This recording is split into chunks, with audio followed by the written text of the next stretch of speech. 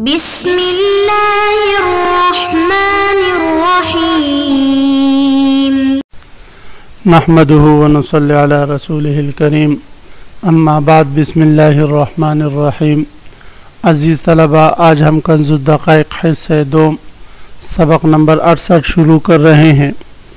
اس سبق میں ہم کتاب الکفالہ سے باب و کفالت الرجلین سے متعلق پڑھیں گے۔ اب تک کفالہ میں اس عقد کفالہ کا ذکر تھا جس میں ایک ہی شخص کفیل بنتا تھا، اور اب یہاں سے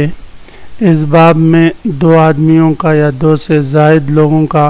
کسی معاملے میں کفیل بننا یہ درست ہے یا نہیں، اس سے متعلق تفصیل ہوگی۔ تو آج کی اس سبق کا خلاصہ یہ ہے کہ مصنف علیہ الرحمہ ایک نئی باب شروع فرما رہے ہیں، باب کفالت الرجلین۔ اس باب میں مصنف علیہ الرحمہ چند ابحاث کو ذکر کریں گے۔ پہلی بحث وہ کفالت کل من المدیونین عن الآخر، مدیونین کا ایک دوسرے سے، قرض خواہوں کا ایک دوسرے سے کی طرف سے کفیل بننا۔ دوسری بحث وہ کفالت کل من الکفیلین عن الآخر بعد ما کفلا عن ثالث، دو کفیلوں کا ایک دوسرے کی کفیل بننا۔ تیسری بحث وہ کفالت کل من الشریکین عن الآخر، دو شریکوں میں سے ہر ایک کا دوسرے سے کفیل بننا۔ اور چوتھے نمبر پر مسائل و کفالت العبد، غلام کا کفیل بننا۔ پھر اس کے بعد الکفالت المال عن العبد، غلام کی طرف سے مال کا کفیل بننا یا غلام کی طرف سے نفس کا کفیل بننا، اور آخر میں خاتمۃ الکتاب کا ذکر ہوگا۔ تو اس باب کفالت الرجلین کی تمام جو ابحاث ہے وہ مصنف علیہ الرحمہ نے ان 8 صورتوں میں ذکر فرمائے ہیں۔ تو گویا یہ اس باب کفالت الرجلین کا ایک خلاصہ ہے جو میں نے سلائیڈ میں آپ حضرات کے سامنے پیش کر دیا۔ عزیز طلبہ، تو آتے ہیں اب کتاب کی طرف۔ سب سے پہلے ہم عبارت پڑھتے ہیں، باب کفالت الرجلین والعبد وعنہ دین علیہما وکل کفل عن صاحبہ فما اداہ احدہما لم یرجع علی شریکہ فإن زاد على النصف رجع بالزیادة وإن کفل عن رجل وکفل کل عن صاحبہ فما ادى رجع بنصفه على شريكه أو بالكل على الأصيل وإن أبرأ الطالب أحدهما أخذ الآخر بكله ولو افترق المفاوضان وعليهما دين أخذ الغريم أيا شاء بكل دين ولا يرجع حتى يؤدي أكثر من النصف۔ یہ باب ہے دو آدمیوں کے عقد کفالت کرنے کے بیان میں، اور اسی طرح غلام کے عقد کفالت کرنے کے بیان میں، وعنہ یا غلام کی طرف سے کفالت کفیل بننے کے بیان میں۔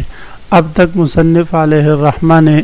ایک شخص کی کفالت کا یا کفیل بننے کا ذکر فرمایا اور اس سے متعلق مسائل ذکر کیے۔ اب جب اس کے بیان سے فارغ ہوئے تو اب دو آدمیوں کی کفیل بننے کے مسائل ذکر فرمائیں گے۔ تو مصنف علیہ الرحمہ سب سے پہلا مسئلہ یہ بیان فرماتے ہیں، دین علیہما وکل کفل عن صاحبہ، ایک شخص کا، زید کا اگر دین ہو، قرض ہو بکر اور عامر دونوں پر، تو اور یہ بکر اور عامر دونوں اپنے طرف سے ایک دوسرے کے لیے ضامن بن جائے، بکر وہ عامر کی طرف سے ضامن بن جائے زید کے لیے کہ اس سے آپ کا قرضہ دلوانا یہ میرے ذمہ ہے، اور بکر جو ہے وہ عامر کی طرف سے کفیل بن جائے، تو ہر ایک ساتھی ایک دوسرے کی طرف سے کفیل بن جائے، تو فرماتے یہ کفالت درست ہے۔ پھر جب یہ کفالت درست ہے تو ان دونوں ساتھیوں میں سے جو بھی کچھ ادا کرے گا دین، مثلا 1,00,000 روپے ہے، 50,000 زید پر ہے اور 50,000 50,000 بکر پر ہے اور 50,000 عامر پر ہے. تو اب بکر اور عامر ان دونوں نے ایک دوسرے کی کفالت اور ضمانت قبول کی ہے. تو اب یہ کفالت اور ضمانت درست ہے. اب اگر یہ بکر اور عامر ان دونوں میں سے جو کوئی بھی یہ قرض ادا کرے زید کو دے تو فرماتے ہیں کہ 50,000 چونکہ یہ خود قرض خواہ ہیں تو 50,000 تک دینے کی صورت میں یہ اپنے کفیل پر رجوع نہیں کر سکتے، دوسرے ساتھی پر رجوع نہیں کر سکتے. اس لیے کہ یہ مسئلہ تو ہم نے پڑھا کہ جب آپ کسی کی طرف سے کفیل بنتے ہیں اور اس کی طرف سے مال ادا کرتے ہیں تو پھر آپ جا کر اس سے وہ مال وصول کر سکتے ہیں. یہاں پر اگر یہ ساتھی بکر عامر کی طرف سے جو ہے وہ پیسے ادا کرتے ہیں 50,000 سے کم 40,000 مثلا،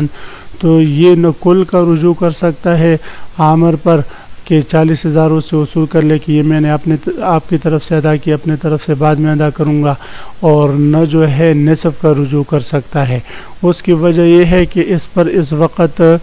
دو قسم کے دین اس کی طرف متوجہ تھے. ایک وہ جو اس پر اپنا جو ہے زید کا ذاتی حق جو اس پر تھا، دوسرا وہ ہے کہ اس نے ضمانت قبول کی ہے عامر کی. تو اب تو جو اپنے ذمہ چیز ہے وہ اصل ہے، جو غیر کے ذمہ پر چیز ہے جو اس نے اپنے اوپر لی ہے وہ بھی ذمہ داری ہے، وہ بھی زمان ہے، لیکن وہ اس زمان تک نہیں پہنچ سکتے. اس لیے ہم یہی کہیں گے کہ اس کا یہ ادا کیا ہوا، اس کے اوپر جو زمان تھا قرض تھا یہ اس کی طرف ہم پھیر دیں گے. دین علیہما، اگر کوئی ایک دین ہو علیہما ان دونوں پر، وکل کفل عن صاحبہ، اور دونوں مدیونین ہر ایک ان میں سے اپنے ساتھی کی طرف سے کفیل بنے، فما اداہ، پس ان دونوں میں سے کوئی بھی جو دین ادا کرے، فین اداہ احدہما، اگر ان دونوں میں سے کوئی ایک اگر اس دین کو ادا کرے یا اس کے بعض کو، لم یرجع علی شریکہ، تو اپنے شریک پر رجوع نہیں کر سکتا. لیکن یہ اس صورت میں رجوع نہیں کر سکتا کہ جب اس نے نصف تک ادا کیا ہو. فَإِن زَادَ عَلَى النِّصْفِ، ہاں اگر نصف سے زائد ادا کر دیا، رجع بزیارتی، تو پھر زیارتی کا رجوع کر سکتا ہے مؤدی ادا کرنے والا. پھر جتنا زیادہ اس نے ادا کیے، مثلا 60,000 ادا کیے یا 70,000 ادا کیے، تو جتنا زیادہ ادا کیے تو ظاہر ہے وہ اپنے ساتھی کی طرف سے اس نے ادا کیے ہیں تو وہ اس سے وصول کر سکتا ہے. لیکن عزیز طلبہ اس میں یہ بات قابل غور ہے کہ یہ اس صورت میں ہے کہ جب بکر اور عامر کو جو قرضہ دیا تھا زید نے، دونوں کا سبب بھی ایک ہو، دونوں کا وقت بھی ایک ہو، غیر معجل ہو. اگر بکر کا جو قرضہ ہے وہ 1 سال کی مہلت کے ساتھ ہے اور عامر کا قرضہ وہ فوری ہے، پھر اس صورت میں اگر یہ 1 سال سے پہلے ادا کرتے اور کہتے کہ میں نے عامر کی طرف سے ادا کیا ہے تو پھر اس کی یہ بات درست ہوگی اور اس کے لیے رجوع کا حق ہوگا اس کے نصف کا. وَإِن كَفَلَا عَن رَجُلٍ وَكَفَلَ كُلٌّ عَن صَاحِبِهِ، یہ دوسرا مسئلہ بیان فرما رہے ہیں کہ دو شخص ایک شخص کی طرف سے کفیل بن جائے. مثلا زید پر کسی کا قرضہ ہے، زید پر طیب کا قرضہ ہے، اب بکر اور عامر ان زید کی طرف سے کفیل بن گئے بکر طیب کے لیے کہ بھئی آپ کا جو قرضہ ہے زید پر اس کی ادائیگی ہم پر ہے، ہم ادا کریں گے. تو فرماتے یہ کفیل بننا یہ درست ہے. اور اس کے ساتھ ساتھ یہ زید اور یہ بکر اور عامر آپس میں بھی ایک دوسرے کے کفیل بن جائے اور طیب سے کہے کہ یہ جو ذمہ داری لے رہا ہے اس کا کفیل میں ہوں اور میں جو ذمہ داری لے رہا ہوں اس کا کفیل یہ ہے، تو اس طریقے سے کفالت کرے تو یہ بھی درست ہے. وَإِن كَفَلَا عَن رَجُلٍ، اگر دو آدمی ایک شخص کی طرف سے کفیل بنے، مثلا بکر اور عامر زید کی طرف سے کفیل بنے طیب کے لیے،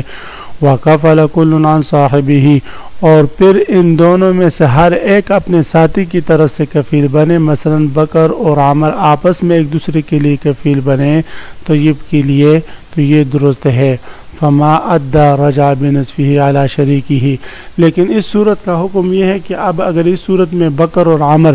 جو بھی ادا کریں نصف ادا کرے یا نصف سے کم ادا کرے، اگرچہ ضمانت ان دونوں نے نصف کی قبول کی ہے، تو اب اگر یہ جو ہے وہ ادا کرے، نصف ادا کرے یا نصف سے کم ادا کرے، تو یہ اپنے ساتھی پر جو ہے رجوع کر سکتا ہے، شریک پر رجوع کر سکتا ہے۔ پہلے صورت میں نصف سے کم ادا کرنے کی صورت میں رجوع نہیں کر سکتے تھے اور یہاں پر کر سکتے ہیں۔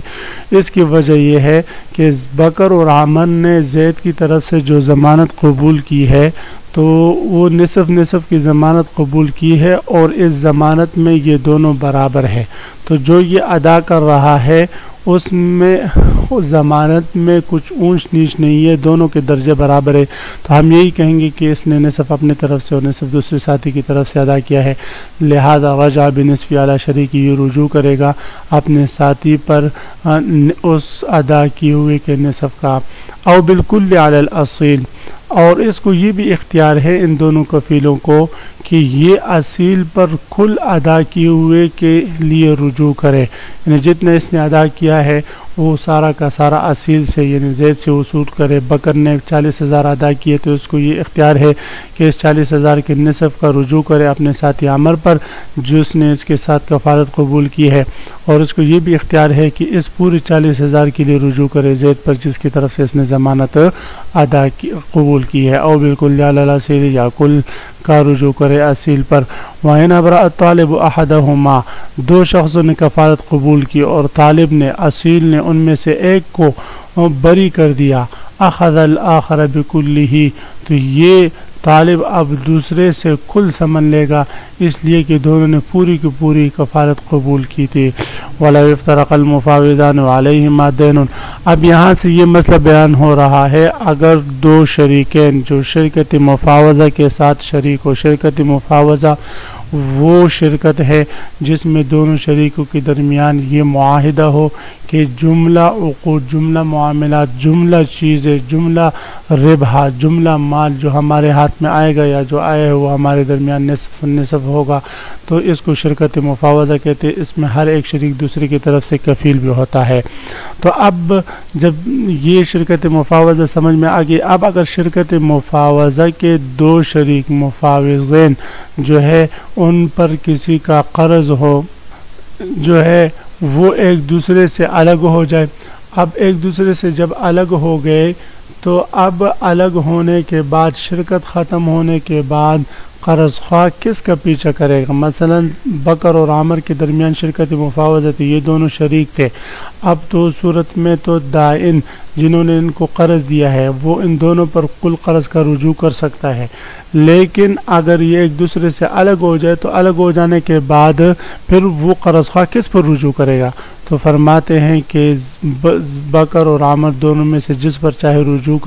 کر سکتے ہیں، اس لیے کہ ان دونوں میں سے ہر ایک دوسرے کی طرف سے کفیل تو طے اور رہیں گے، شرکت مفاوضہ چھوڑنے کی وجہ سے ان کی کفالت ختم نہیں ہوگی۔ وَلَوْ اِفْتَرَقَ الْمُفَاوِضَانِ، اگر شرکت مفاوضہ کرنے والے ایک دوسرے سے الگ ہو جائے، عَلَيْهِمَا دَيْنٌ، سالموں کے ان دونوں پر قرض ہو، أَخَذَ الْغَرِيمُ أَن يَنشَأَ، تو غریم پیچھا کرے جو جس کو کا چاہے، جس کا پیچھا کرنا چاہے کر سکتا ہے، بِكُلِّ دَيْنٍ، کل دین کا، وَلَا يَرْجِعُ حَتَّى يُؤَدِّيَ أَكْثَرَ مِنَ النِّصْفِ، پھر چونکہ یہ دونوں شریکوں پر یہ قرضہ نصف لازم ہو گئے افتراق کے بعد، تو اس لیے فرماتے اگر ان میں سے ایک شریک جو ہے وہ نصف سے کم ادا کرے یا نصف ادا کرے تو وہ دوسرے ساتھی پر رجوع نہیں کر سکتا، ہاں اگر نصف سے زائد ادا کرے تو پھر اس کا رجوع اپنے ساتھی پر کر سکتا ہے۔ وَلَا يَرْجِعُ حَتَّى يُؤَدِّيَ أَكْثَرَ مِنَ النِّصْفِ، اور یہ شریک اپنے ساتھی پر رجوع نہیں کرے گا یہاں تک کہ وہ ادا کرے نصف سے زائد۔ تو عزیز طلبہ، آج کے سبق میں ہم نے کفالت الرجلین والعبد وعنہ شروع کیا، اور اس میں دو آدمیوں کا کسی ایک شخص کی طرف سے کفیل بننا، پھر ان کا آپس میں کفیل بننا، اس سے متعلق ہم نے مسائل پڑھیں۔ آپ اس سبق کو خوب غور سے سنیں اور یاد کریں، خاص کر کتاب باب کفالت الرجلین کا جو خلاصہ میں نے ذکر کیا ہے، کل کے سبق میں انشاءاللہ آپ اس کو یاد کر کے آئیں تاکہ اگلے سبق کا سمجھنا ہمارے لیے آسان ہو۔ وآخر دعوانا ان الحمد للہ رب العالمین۔